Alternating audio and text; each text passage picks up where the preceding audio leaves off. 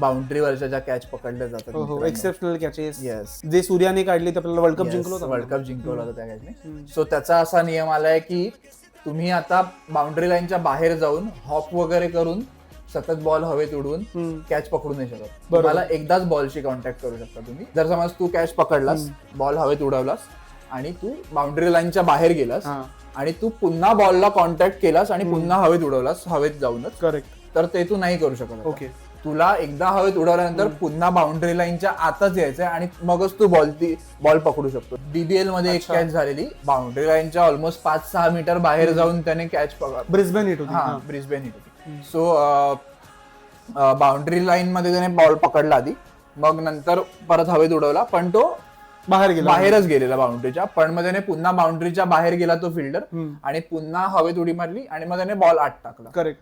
So तसं आता allowed नाही होणार. करेक्ट.